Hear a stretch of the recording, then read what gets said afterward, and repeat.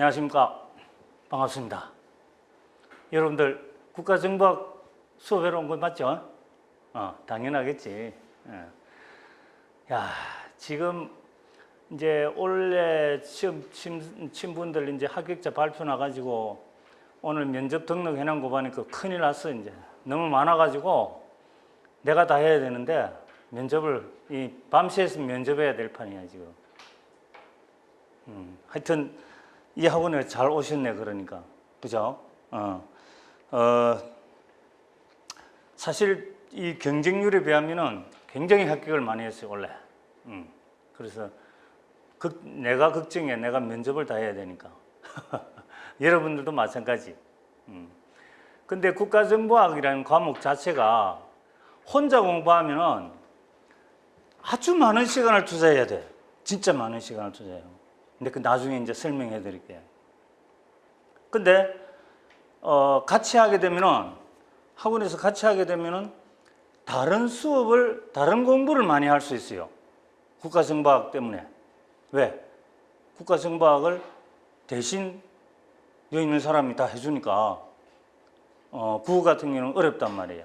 근데 또 국어가 여러분들을 당락에 상당한 영향을 미치고, 결과적으로 이것도 미치겠지만은 그만큼 우리는 수업 시간에 국가정보학은 해결을 많이 한다는 거지. 근데 어차피 여러분들이 목표는 합격이란 말이에요. 그죠? 목표는 합격인데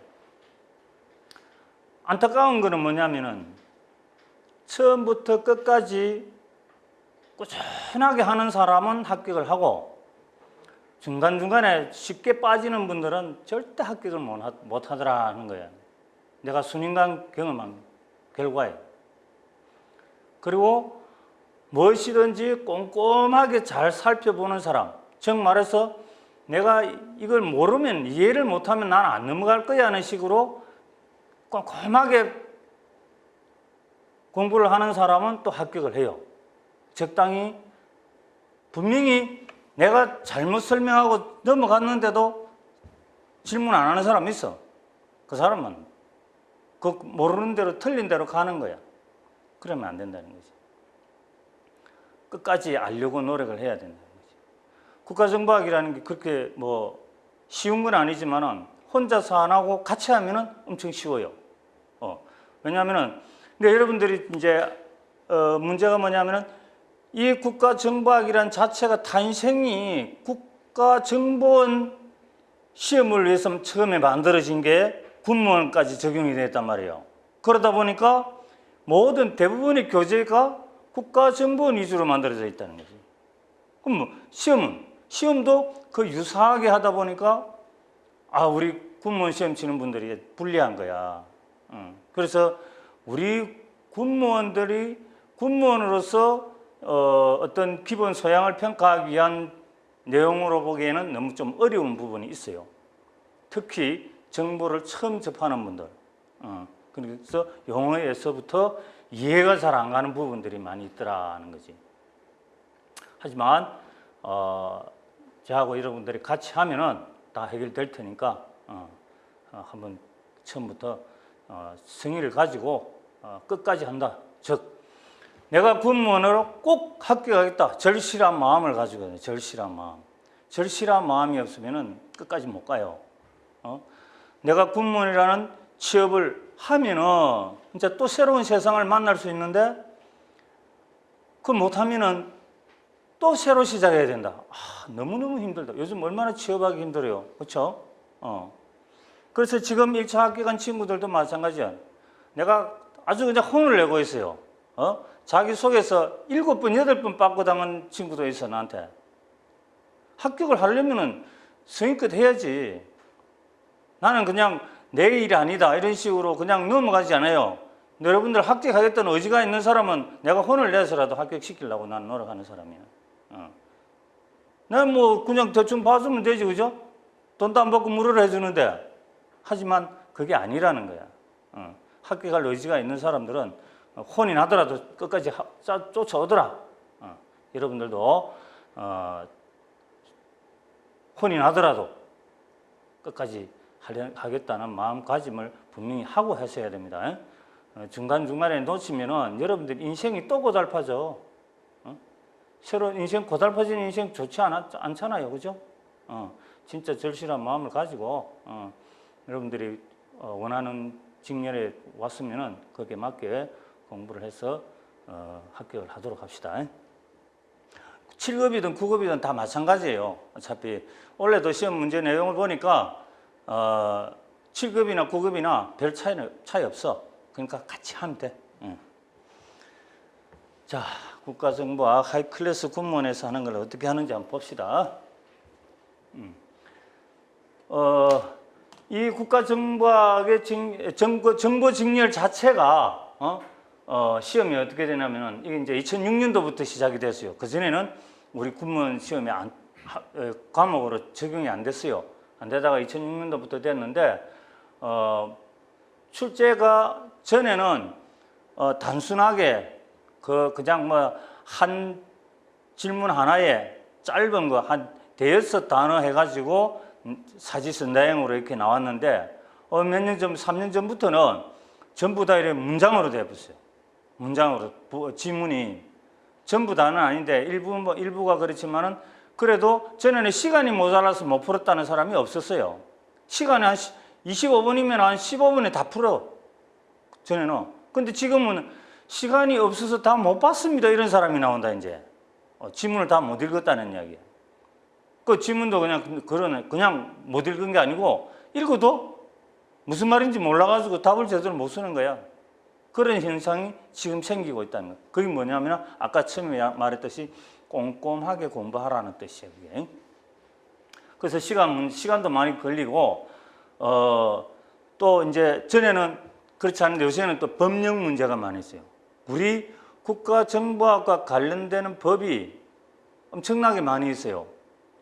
국가보안법부터 시작해가지고 국가정보원법, 보안규정, 그다음에 테러방지법, 뭐 산업기술유출방지법, 부정경쟁방지법 엄청나게 많아요. 그 법령에서 또 출제를 이제 많이 하게 됐다. 왜? 한 가지 이유가 있어.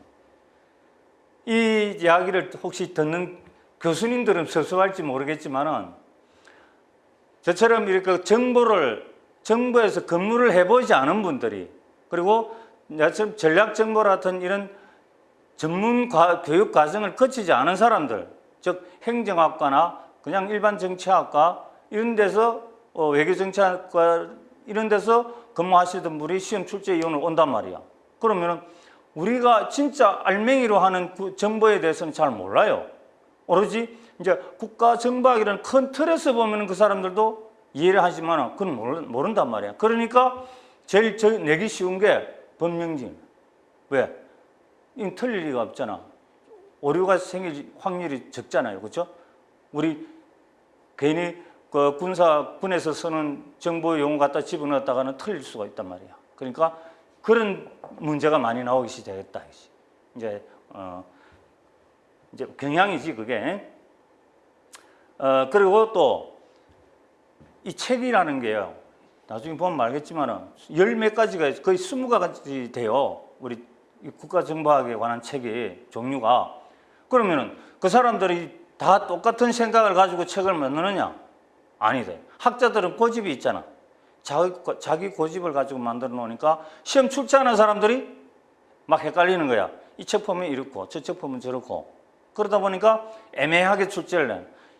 앞머리는 이 책에서 나오고 뒷머리는 이 책에서 나오고 답은 그 책에서 나오는 거야. 그러니까 앞머리 책하고 공부한 사람은 답이 C가 되고 이 뒤에 부분 책 가지고 공부한 사람은 답이 D 되는 거야. 그러면 C 한 사람 틀리겠죠. 그런 식으로 애매모호하게 해서 변별력을 가지게 만드는다 하는 거지. 그런 것도 우리가 수업을 통해서 해결해야 될 문제죠. 그 다음에 이제 뭐 당연한 이야기겠지만은 독학하는 분들이 너무 불리하다. 국가정보학은 왜? 혼자서 그 많은 책 다 공부해야 되니까. 그 대신 여기 수업 보시는 분이나 인강을 보시는 분들은 여기 있는 강사가 다 열 몇 권 다 보잖아. 다 비교를 해가지고 여러분한테 가르친단 말이야. 그렇죠? 그러니까 여러분들은 공 먹고 알 먹고, 그죠? 시간을 그만큼 줄일 수가 있다는 거지.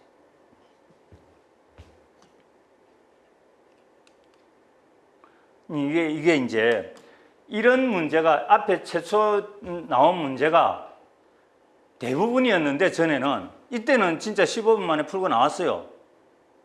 근데 지금은 거의 이런 문제가 절반 이상을 차지해 버린단 말이야.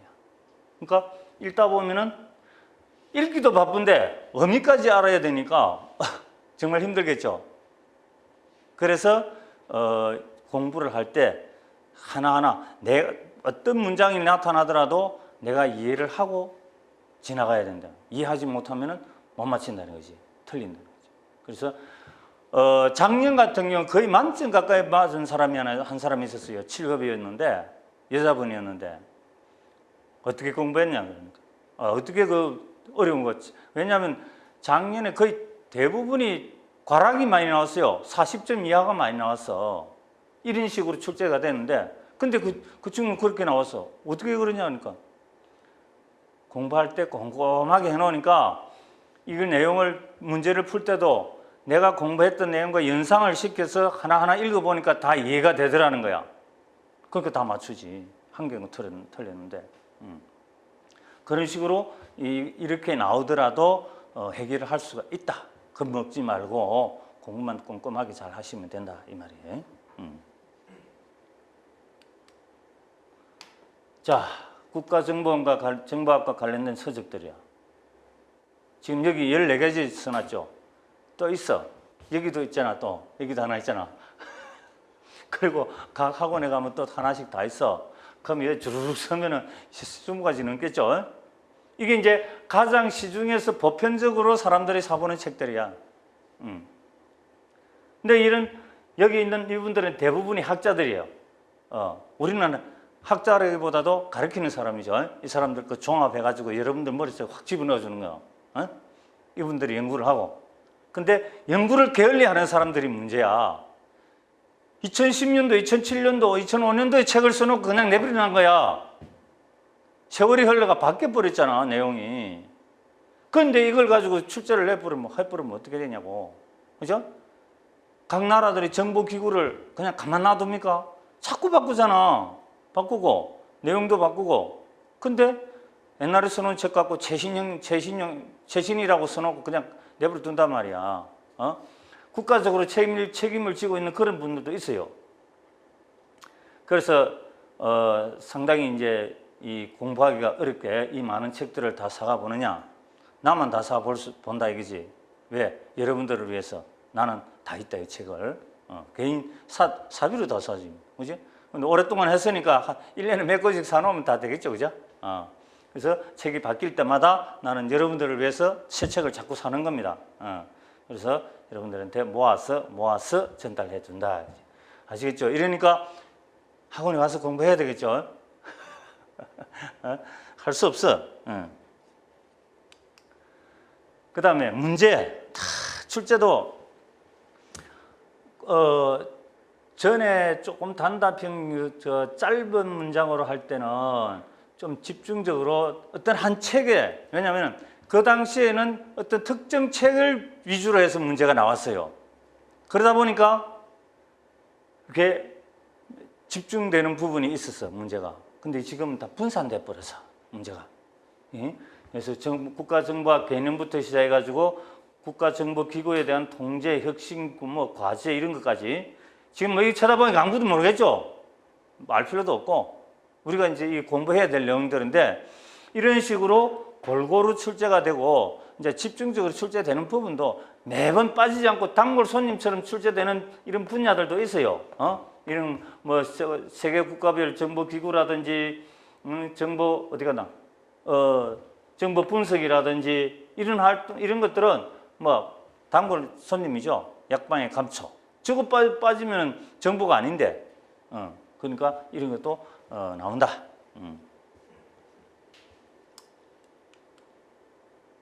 자, 이제 국가정보학을 이제 시작을 합니다. 목차부터 시작해가지고 목차부터는 뭐냐면은 우리가 뭘 배울 것인가. 우리 이달에는 진짜 기초잖아요. 그죠? 7월 달에는 2주 동안 기초 중에 기초만 배우는데 그 기초가 다른 게 아니고 우리가 뭘 배울 것인가 확인하는 시간입니다. 그죠? 그래서 보면은 1장에서는 국가 안보와 국가 정보, 국가 정보하고 국가 안보. 그럼 여기서는 뭘 배우느냐? 이거 처음에는 요걸 놓고 따로 이제 요거는 분리하게 되겠지만 이 국가 안보를 위해서 국가 정보가 있는 겁니다. 국가 이익과 국가 정보를 위해 국가 안보를 위해서 모든 것은 어디로 집약되냐면은 국가 이익, 국가 안보 여기 집약이 됩니다. 그래서 이 국가 정보도 마찬가지예요. 원래 이제 기본적으로 우리가 알아야 될 거는 정보 개념이겠죠. 정보 개념. 정보란 무엇이냐? 근데 우리 교재는 조금 뒤로 넣어놨어요. 정보 개념을. 왜? 제목이 국가정보학이니까 국가정보부터 먼저 하자 이거지. 그래서 국가정보 수업은 이제 이 개념을 설명해 드리고 그 다음에 할 거예요. 그 다음에는 국가정보. 그렇죠? 정보가 뭔데 그 다음에 국가정보로 넘어와야지. 국가정보가 뭔지도 모르고 국가정보로 갈 수는 없잖아요. 그죠? 근데 국가정보인데 국가정보가 있는데 그건 뭐냐? 그 다음에는 국가정보가 있으면은 어떤 활동을 해야 되겠죠. 국가정보기구가 무슨 활동을 하느냐 이제. 무슨 도대체 이 국가정보를 위해서 국가정보기구가 정보활동을 어떻게 하느냐 이렇게 넘어가는 거죠. 그러다 보니까 국가정보를 보고 국가정보라는 것이 뭔지를 알았고 국가정보활동이 이걸 위해서 활동을 한다. 그런데 그러면은 우리가 배우고 있는 이건 뭐야?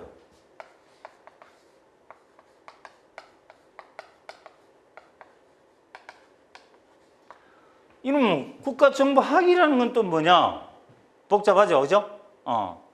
이제 그러니까 국가정보 개념부터 시작해가지고 순서대로 이렇게 쭉 우리가 국가정보가 뭐냐까지 이제 캐보는 거죠, 이제. 이게 바로 우리 국가정보와 국가안보. 여기서 이제 나오는 게 뭐냐?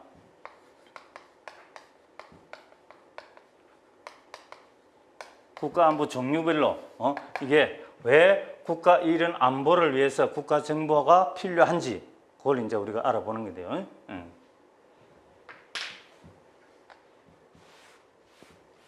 이제 1장에서는 요 정도 공부를 하고 그 다음에 2장에 들어가게 되면은 2장에는 뭡니까? 정보의 개념이죠.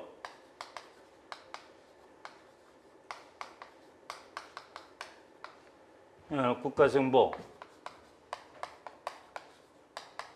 하고 그 다음에 정보의 개념. 정보 개념에서는 우리가 진짜 정보란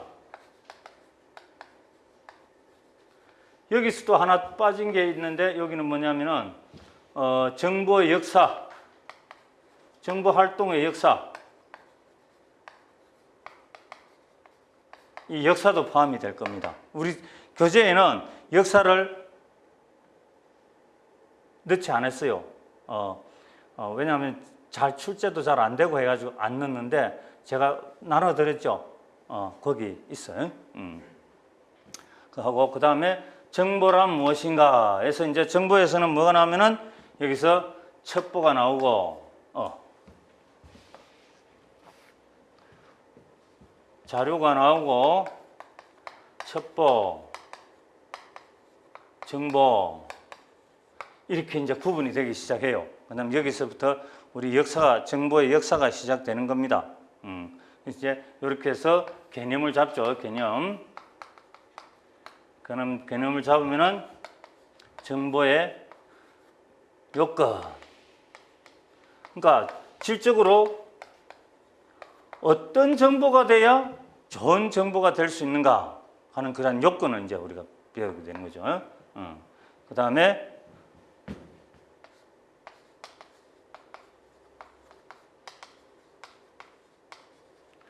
그러면 정보의 효용, 정보를 어떻게 썼을 때 잘 썼다고 할 수 있겠느냐 이런 게 되겠죠. 그럼 정보의 해용. 그러다 보면 이제 그다음에 정보가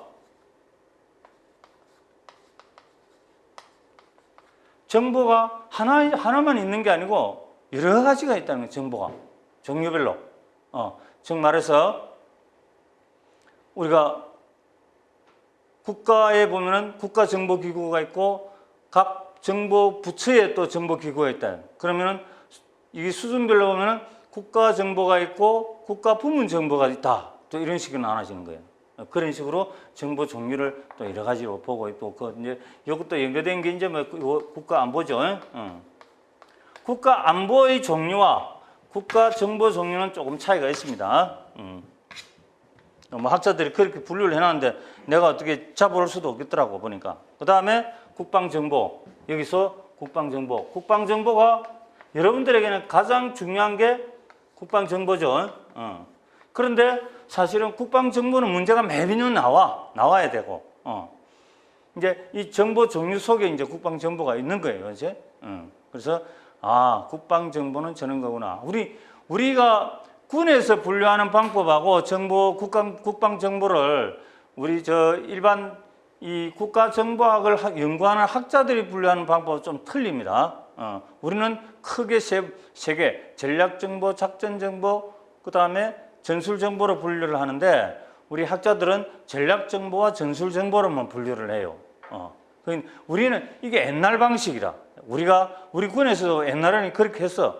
그런데 누가 하나 더 만들었다? 미군들이 하나 더 만들어 버렸어. 그러니까 미군들과 연합작전을 하다 보니까 우리 고집대로 해버리면 안 맞잖아. 서로가, 그죠? 그러니까 우리도 그러면 좋다. 우리도 작전정보 쓸게. 이렇게 보면.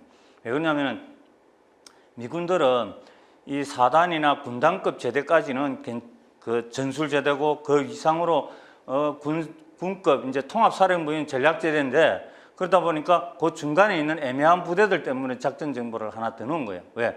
부대를 이쪽으로 옮기고 이 큰 덩어리가 있으면 쪼개가지고 이쪽에 하나 갖다 놓고 이쪽에 갖다 놓고 이렇게 분배를 하잖아요. 배비를 하는 게 이게 이제 작전적 작전이라 그래. 작전술이라 그래. 작전술. operational art 해가지고 작전술인 게 뭐냐면은 부대를 어떻게 잘 배치하느냐. 근데 그 배치해 놓으면 전술제대에서는 뭐예요? 싸우겠죠, 그죠? 그러니까 분배해 놓으면은 싸우는데 싸우는 부대는 전술제대고 전술정보고 그걸 분배해 주는 데는 작전술이고 작전정보란 말이야. 근데 그것을 또 위에서 통제를 하죠. 알려주잖아. 야, 어디가 위험하고 어디가 취약하니까 그쪽에 배비를 잘해라 하면서 알려주는 그게 뭐냐면 전략정보라는 전략적으로 이렇게 단계가 다 있는 거예요. 이제 그런 식으로 우리 국방정보로 분류를 한다. 자, 그 다음에 이제 뭐가 나오냐면은 이렇게 해놓으면은 이제 정보가 뭔지까지 다 알았죠, 그죠? 그럼 이제 뭐냐? 정보를 만들어내야 될 거예요, 정보, 그죠? 정보를 만들어내려면은 뭐가 있어야 돼요? 뭐 계획을 수립해야 될 거 아니야. 근데 제일 먼저 뭐가 나와야 되겠죠. 이게 우리가 이제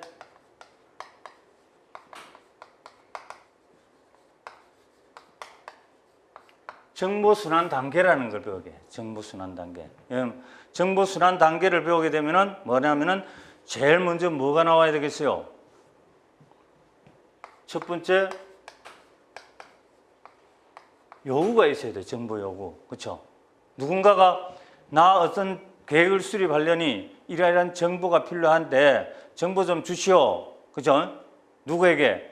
국가정보기구에게 또는 국가부문정보기구에게 나 정보 좀 주시오. 이 정책 수립하려는데 한 가지 예를 들면은 뭐야?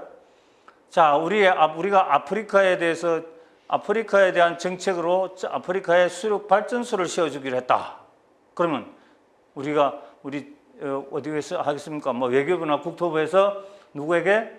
국가정보원에다가 아프리카의 어떤 나라에 대한 지리적인 자료와 인구와 뭐 그 나라 사람들의 특성에 대한 자료들을 잔뜩 달라 그러겠죠. 정보. 그러면 이제 국가정보원에서 집중을 해가지고 정보 요구를 받았잖아요. 그죠? 그러면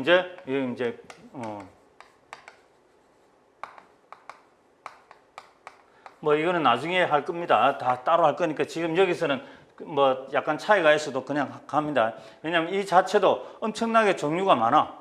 그러니까 엄청나다기보다도 그 종류가 있으니까 정보 요구를 하게 되면 뭐야?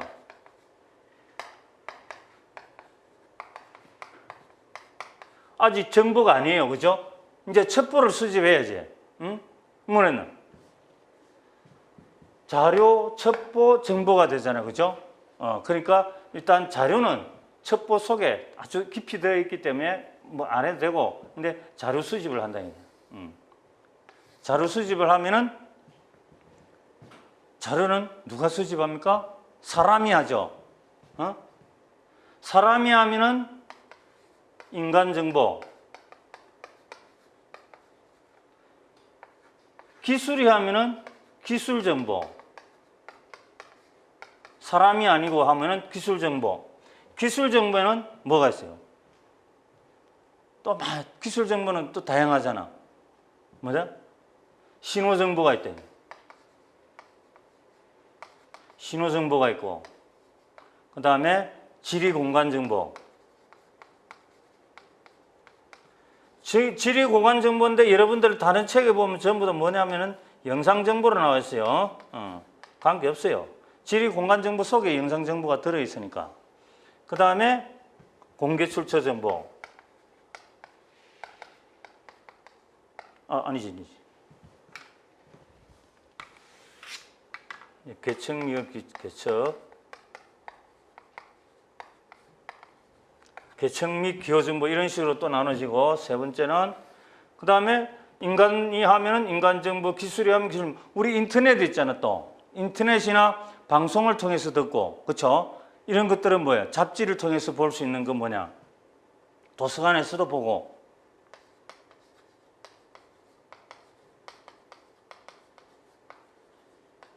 이래 공개 출처 정보 이런 식으로 첩보 수집을 이제 이런 걸 통해 가지고 하는 거예요. 그죠?